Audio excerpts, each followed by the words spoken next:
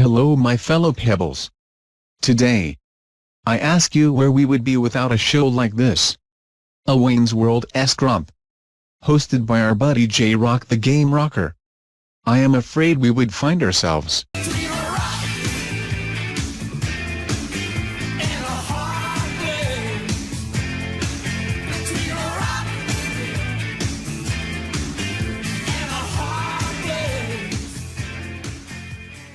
Hello my friends and welcome to episode 52 of Between a Rock and a Hard Place. I'm your host JRock the GameRocker, and sorry for the people who thought this was the 1 year episode. It's not. 52, there isn't necessarily 52 weeks in a year, you know. So actually my first episode I ever posted of Between a Rock and a Hard Place was December 1st. So the next week's episode would be my 1 year anniversary special. So, sorry to disappoint people who thought this was going to be the year special, but it's not. I'm still not decided what I'm going to do for next week's episode, but it'll certainly be special. So, for those of you who've been tuning in, hello. And if you are new to the show, hello to you too. I'm JRock the GameRocker. And say hello down in the comments if you this is your first time. Always like saying hi to new people. So, welcome to the show. Let's get into it. Got my stuff to talk about that I'm ready to talk about. Not much has been going on this week. I did go to the dentist, and you know, I'm using up my benefits before the year ends. That's what you got to do when you got insurance benefits. Use them up. So going to the dentist, getting some stuff done, and they have this.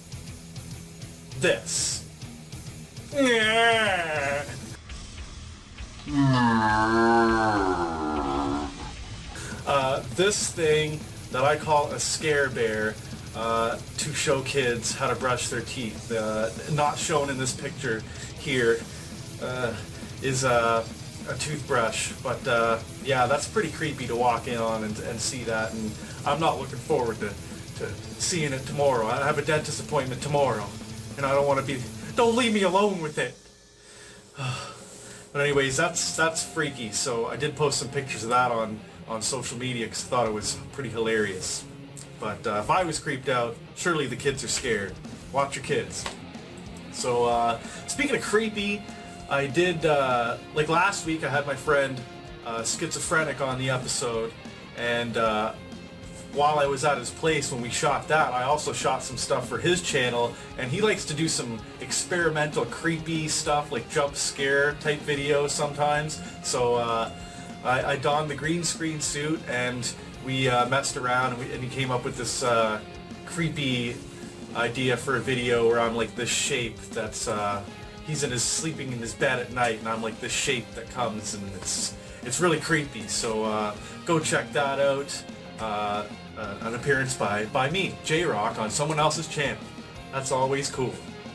Put that in the playlist down below on the main channel of JRock the GameRocker.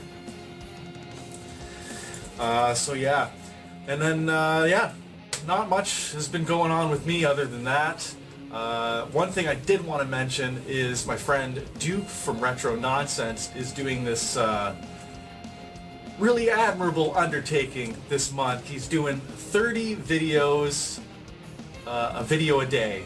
So a video for every day of the month. So he's kept up with his word, and some days he's been tired. In fact, he looked a little tired in this video here where he answered a question that I asked him what some of his musical tastes and influences are. So go on over, check out this video where he answered my question, and check out all the other stuff that he's been uploading, and yeah, he's been good with it. So good on you, Duke, and best of luck with your 30 days. I'll be watching. Even if I don't necessarily comment on every video, I make sure to click like, and I'm watching. So yeah, that's all the stuff I really wanted to talk about, so we can get into game pickups. I picked up a couple of games, just a couple of things, and really happy about this first thing I want. Well, I'm happy about both things. Two things I got here, and I'm happy about both of them. The first one here is a deal that I set up through, believe it or not, eBay. They recommend you not deal with things outside of eBay, but I was looking for this specific game. It was saved on a list for when new listings come up, and I checked it.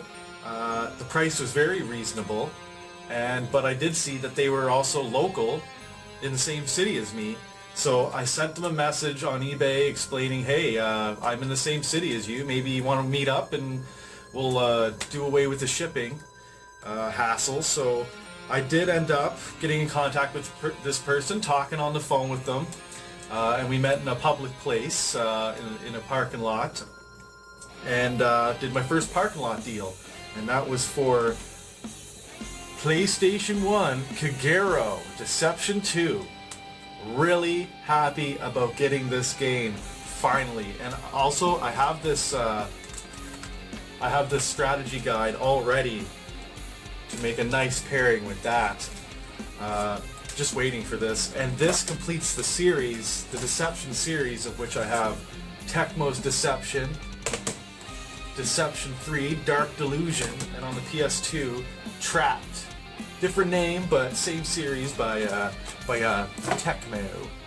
So yeah, Kagero Deception 2, finally got it. I've kind of been looking out for that for years actually, and you never really see it, and never wanted to pay some of the prices you do see online. So, and it's crazy because the person that I met to buy this from, they said that they, from years ago, this is some stuff that they had from years ago when they worked at Microplay, and it turns out that they actually know my friend, Matt Fox, who also used to work at Microplay. So it was like 6 degrees separation, like Kevin Bacon. I ended up, you know, this was a friend of mine that I met for this game, so that was kind of cool. And yeah, got his number for Matt so they can hook up for old time's sake, I guess. And then just before I made that deal, I went into the Walmart and to kill some time. I grabbed some lunch for myself for the day, and also I spotted this. Finally grabbed Shovel Knight, which we can segue into what I've been playing. And I have been hitting Shovel Knight just hard. It's a really fun game. It really harkens back to the old school style platforming. Plays a lot like DuckTales. You're collecting gems and boosting your money stacks so you can buy upgrades and spells. You get spells and buy magic and upgrade your equipment and your health, and the map looks like Super Mario Bros. 3. There's just a whole lot of nostalgic feels with this game. So I know this has been getting rave reviews since it came out a while ago. I've been putting off downloading it, paying for a download, because I knew I wanted to get a physical copy, and I just happened to be walking by and saw it. And I was like, hey, here we go, finally. So Shovel Knight, if you haven't checked it out yet, check it out. It's what I've been playing this week. Pretty steadily. It's pretty addictive. You want to keep going. You're always like, oh, one more level. So it's definitely captures those old school feels. Shovel Knight. Love it. And then I have been dabbling in a little bit of River City Ransom on the 3DS for the Cartridge Club Game of the Month. And that's even taken a little bit of back burner for Shovel Knight. But I am going to be finishing River City Ransom very soon. I'm like completely leveled up and maxed out, and I just need to beat up the certain guys in the order and get to the final boss in that. So yeah, that's what I've been playing. Nothing else to talk about there. So let's go on to the word of the week. And the word of the week this week is adroit. Adroit. Adroit. Adroit means having or showing skill, cleverness, or resourcefulness in handling situations. It means being cleverly skillful, resourceful, and ingenious. So if you're really good at something, then you're pretty adroit at it.